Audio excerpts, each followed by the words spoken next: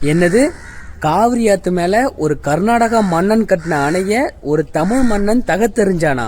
அப்படி ஒரு வரலாறு இருக்கா? இருக்கு, அது உண்மைதாங்க. காவிரி தண்ணியை பெறுவதற்காக நம்ம அரசியல்வாதிகள் வாயால பேசிக்கிட்டு இருக்கும்போது, வழக்கு தொடர்ந்து பேசிட்டு இருக்கும்போது, கிட்டத்தட்ட நியர்லி 1000 வருஷத்துக்கு முன்னாடியே இங்க உள்ள தமிழ் மன்னன் வாளால சண்டை போட்டு அந்த தண்ணியை பெற்று வந்திருக்கான். கிபி 12ஆம் நூற்றாண்டு, அதாவது குறிப்பா சொல்லணும்னா கிபி 1146 கிபி 1163 இடைப்பட்ட காலகட்டத்தில் சோழ நாட்டில் மிகப்பெரிய பஞ்சம் ஏற்படுது. என்ன பஞ்சம்னா, காவிரி நீர் திடீர்னு வராம போயிடுது. இதனால ஏரி, குளம், கால்வாய், கண்மாய்கள், வாய்க்கால், வரப்பு அப்படின்னு சொல்லிட்டு எல்லாமே வறண்டு போயிடுது. தண்ணீர் வரத்து இல்லாம எல்லாமே தூர்ந்து போயிடுது. இதனால என்ன ஆயிடுது? சோழ நாடு சோறுடைத்துன்னு சொல்றோம்ல, அவங்க சோறு பொங்குறது கூட விவசாயம் பண்ண முடியாம போயிடுது. உழவே நம்பி இருக்கிற மக்கள் விவசாயம் பண்ண முடியல. அதனால உணவுக்கு பெரிய டிமாண்ட் ஏற்படுது. இதனால மக்கள் வறுமையிலையும் பசியிலையும் ரொம்ப பல்வேறு சிரமங்களுக்கு ஆளாகிறாங்க. இந்த இக்கட்டான காலகட்டத்தில் சோழ நாட்டை யார் ஆட்சி செய்யறாருன்னா, 2ஆம் ராஜராஜ சோழன் ஆட்சி செய்யறாரு. இவர் யாருன்னா 2ஆம் குலோத்துங்க சோழனோட மகன். தெளிவா சொல்லணும்னா, தாராசுரம் கோயில் இருக்குல்ல, தஞ்சை பெருவுடையார் கோயில் எப்படியோ, கங்கைகொண்ட சோழபுரம் கோயில் எப்படியோ, அதே மாதிரி அதோட டிட்டோவா அப்படியே கட்டியிருப்பாங்க. இந்த தாராசுரம் கோயிலை கட்டின 2ஆம் ராஜராஜ சோழன் காலகட்டத்தில் தான் இந்த பஞ்சம் ஏற்படுது. இந்த பஞ்சத்தை தடுக்கிறதுக்காக அவர் என்ன பண்றாருன்னா, நாடு முழுக்க பஞ்சந்தாங்கி ஏரிகள் அப்படின்னு சொல்லிட்டு ஏரிகள் வெட்டுறாரு. இது மூலயமா எப்படியா தண்ணியை பெற்று விவசாயத்துக்கு எதாவது பண்ணலாம் அப்படின்னு சொல்லிட்டு, மழை பெய்யும், அதை வச்சு ஏதாவது தண்ணியெல்லாம் கொண்டு வரலாம் அப்படின்னு சொல்லிட்டு நினைக்கிறாரு. ஆனால் அப்பவும் முடியல, பஞ்சம் தீரலை. சரி, எதனால காவிரியில் தண்ணி வரல அப்படின்னு சொல்லிட்டு பார்த்தா, அங்கே ஹொய்சலர்கள் அப்படி சொல்லுவாங்க, அதாவது போசலர்கள்னு சொல்லிட்டு தமிழில் சொல்லுவாங்க. போசல மன்னர்கள் இப்போ இருக்கிற கன்னடர்கள் இருக்காங்க பார்த்தீங்களா, அந்த கன்னட மன்னன், அந்த போசல மன்னன், அவன் பேர் வீர நரசிம்மன். ஓகேங்களா?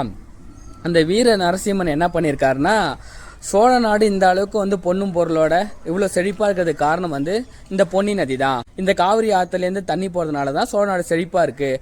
ஸோ இதுக்கு தடுக்கணும்னா காவிரியை தடுத்தாலே சோழ நாட்டை அழிச்சிடலாம் அப்படின்னு சொல்லிட்டு ஒரு நீரியல் போர் தொடுக்கிறான்.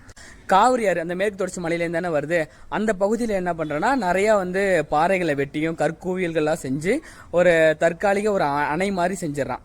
அணையாக வெட்டி பாறைகளை போட்டு அணையை கட்டி காவிரி ஆற்றை தடுத்து நிறுத்திடுறான். இந்த சதி வேலையை தெரிஞ்சுக்கிட்ட 2ஆம் ராஜராஜ சோழன் சும்மா விட்டுருவானா?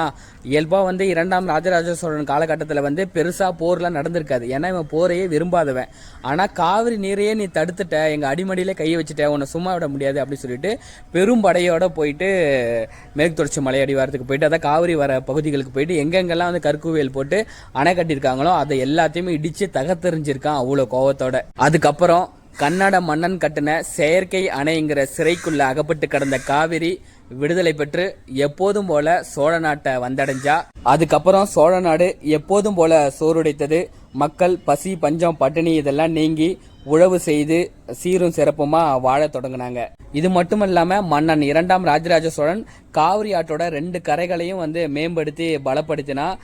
மற்ற கண்மாய்கள், குளம், குட்டை, ஏரிகள், ஆறு, வாய்க்கான்னு எல்லா பகுதியும் தூர்வாரி கழனிக்கு காவிரி நீர் செல்றதுக்கு வழி அமைச்சு கொடுத்தான்.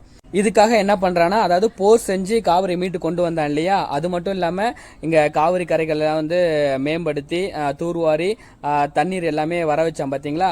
ஸோ இதுக்கான செலவை ஈடுகட்டுறதுக்காக என்ன பண்றானா, சோழ நாட்டு மக்கள் கிட்ட காவிரி விநியோகம் அப்படிங்கிற பேர்ல வரி வசூலும் செஞ்சான். கன்னட மன்னன் கட்டைய அணையை தகத்தெறிஞ்சு காவிரியை மீட்டு சோழ நாட்டுக்கு கொண்டு வந்ததுக்காக 2ஆம் ராஜராஜ சோழன் எப்படி போற்றப்பட்டானா, காவிரிக்கு வழிகண்ட சோழன், பொன்னிக்கு வழிகண்ட கண்டன் அப்படிங்கிற பேர்ல சோழ நாட்டு மக்களாலையும் புலவர்களாலையும் போற்றி பாடப்பட்டான் 2ஆம் ராஜராஜ சோழன். இது கதை கிடையாது, வரலாற்று சம்பவம்.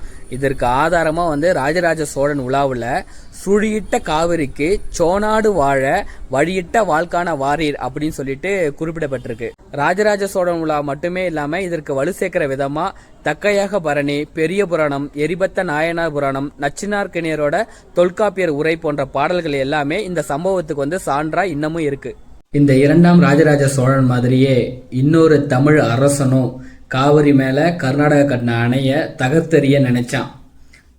1000 வருஷத்துக்கு பின்னாடி, அதாவது ஒரு 40 வருஷத்துக்கு முன்னாடி 1987 நடந்த ஒரு சம்பவம், உண்மையான ஒரு வரலாற்று சம்பவம். அதாவது 1970களோட பிற்பகுதிகளில் கர்நாடக அரசாங்கம் என்ன பண்ணுறாங்கன்னா, கபினி, ஹேமாவதி, ஹேரங்கின்னு சொல்லிட்டு அடுத்தடுத்த அணைகளை வந்து அனுமதி மீறி, அதாவது தமிழ்நாட்டோட ஒப்புதலே இல்லாமல் விதிமுறைகளையும் மதிக்காமல் வந்து அடுத்தடுத்த அணைகளை கட்டிடுறாங்க. தமிழ்நாட்டுக்கு வந்துகிட்டு இருந்த தண்ணியும் வந்து தடைபெற்றுது. இதை எதிர்த்து தமிழ்நாட்டில் வழக்கம் போல விவசாயிகள் வந்து போராட்டம் நடத்தினாங்க. அரசியல்வாதிகள் தங்கள் அரசியல் நாடகங்களை நடத்தினாங்க, வழக்கு போட்டாங்க. இந்தமாரி நடந்துட்டு இருக்கு.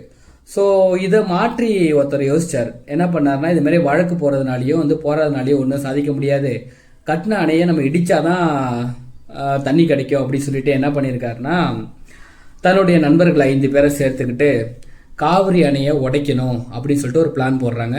அதுக்கு வந்து பொருளாதார தேவை வந்து ஏற்படுது. ஸோ இந்த பொருளாதாரத்தை எங்கேருந்து எடுத்துக்கலாம் அப்படின்னு பார்க்கும்போது, வங்கிகளில் வந்து கொள்ளையடிக்கலாம். இப்போ அரசு வங்கிகளில் கொள்ளையடிச்சா அந்த பணத்தை வந்து மக்களுக்கு வந்து அரசாங்கமே திருப்பி கொடுத்துரும், அதனால் மக்களுக்கும் பாதிப்பு இருக்காது, நமக்கு வந்து பண தேவை கிடைச்சிரும் அப்படின்னு சொல்லிட்டு ஒரு பிளான் போடுறாரு. அதுக்காக வந்து அரியலூர் மாவட்டத்தில் இருக்க, அப்போ வந்து தென்னார்காடு மாவட்டம்னு சொல்லுவாங்க, அங்கே இருக்கிற பொன்பரப்பிங்கிற கிராமத்தில் ஸ்டேட் பேங்க் ஆஃப் இந்தியா இருக்குது. அந்த வங்கியை வந்து கொள்ளடிப்போம், அந்த வங்கியில் கொள்ளடிச்ச பணத்து மூலயமா நம்ம ஆயுதங்கள் வாங்கி வெடிகுண்டுகள்லாம் தயாரித்து வந்து கடைசியாக கட்டப்பட்ட ஹேமாவதி அணையை வந்து உடைச்சிடலாம் அப்படின்னு சொல்லிட்டு ஒரு முடிவுக்கு வராங்க. 1987 செப்டம்பர் 1 திட்டமிட்டபடி வந்து பொன்பரப்பில் உள்ள SBI வங்கியை வந்து கொள்ளடிக்க போகிறாங்க. கொள்ளையும் அடிச்சிடுறாங்க. அடிச்சுட்டு வெளியில் வரும்போது பார்த்தா நிறைய பேர் மஃப்டியில் இருக்கிற போலீஸ்காரங்க எல்லாம் மக்களோட மக்களாக சூழ்ந்து அவங்கள வந்து சுற்றி வளைச்சிடுறாங்க. சுற்றி வளைச்சி கற்களாலையும் கட்டையாலையும் போட்டு அவங்கள வந்து கொடூரமாக தாக்குறாங்க. ஆனால் இது வந்து காவல்துறையினர்னு தெரியாமல் அவங்க மக்கள் தான் அடிக்கிறாங்கன்னு சொல்லிட்டு தான் கையில் வந்து துப்பாக்கிகள் இருந்த போதுமே மக்கள் மேலே வந்து பிரயோகப்படுத்தாமல் அந்த அடிகளை எல்லாமே வாங்கிக்கிறாங்க. இந்த விஷயம் எப்படி போலீஸ்காரங்கள் தெரிஞ்சிச்சுன்னா, தமிழர்களுக்கே ஒரு சாபம் இருக்குல்ல, காட்டி கொடுக்கறது, துரோகத்தால் வீழ்த்தப்படுறது அப்படின்னு சொல்லிட்டு, ஈழத்தில் கூட அப்படி தான் வீழ்த்தப்பட்டாங்க. அதே மாதிரி இந்த 5 தோழர்களும் போய் வங்கியை கொள்ளடிக்க போகிறாங்க, இதுமாரி பணத்தை வந்து எடுத்துட்டு அணைகளை உடைக்க போகிறாங்கங்கிற விஷயத்தை எல்லாத்தையுமே வந்து தமிழ்நாடு காவல்துறையிட்ட வந்து சொல்லிடுறாங்க. ஒரு துரோகி, இவங்க கூட இருந்த ஒரு துரோகி தான் சொல்லிடுறாரு. ஸோ இதை முன்னாடியே தெரிஞ்சுக்கிட்டு இவங்க இந்த இடத்துல வந்து அவங்கள முடிச்சு கட்டிடணும் அப்படின்னு சொல்லிட்டு காவல்துறையினர் வந்து மஃப்டியில் நின்று மக்களோட மக்களாக சேர்ந்து அவங்கள அடிச்சே கொண்டுடுறாங்க. கடைசியில் அவங்க உயிர் போகிற தருணத்தில் வந்து அவங்க கேட்டது என்னன்னா, தண்ணி கொடுங்க அப்படின்னு தான் கேட்டிருக்காங்க. அதாவது தமிழ்நாட்டுக்கு தண்ணி வேணும்னு சொல்லிட்டு அந்த அணையை தகர்க்கிறதுக்காக போன தோழர்களை வந்து தண்ணி இல்லாமல் தவிக்க தவிக்க அவங்கள அடிச்சே கொலை பண்ணிடுறாங்க. நம்ம மக்களை வச்சே அவங்கள கொண்டுடுறாங்க. ஓகேங்களா? அப்படி இறந்து போனது யாருன்னா, 5 பேரோட சேர்த்து அவர் இறந்து போனவர் யாருன்னா, தமிழ்நாட்டுக்கு தண்ணி வேணும் அப்படின்னு நினச்சி அணையை தகர்க்க நினைச்ச ஒரு தமிழ் அரசன் யாருன்னா, தோழர் தமிழரசன். இப்போ உள்ள ஜெனரேஷனுக்கு தோழர் தமிழரசன்னா யாருன்னு தெரியணும்னா, வெற்றிமாறனோட விடுதலை படங்களை வந்துச்சுல, அதில் டிஏன்னு ஒரு கதாபாத்திரம் இருக்கும் பார்த்தீங்களா, தமிழ்நாடு விடுதலை படையை சேர்ந்த டிஏ, அதுதான் தமிழ் அரசனுங்கிறது தான் அந்த டிஏ. அவர் தான் தோழர் தமிழரசன். அவர் யாருங்கிறத நீங்களே சர்ச் பண்ணி பார்த்துக்குங்க.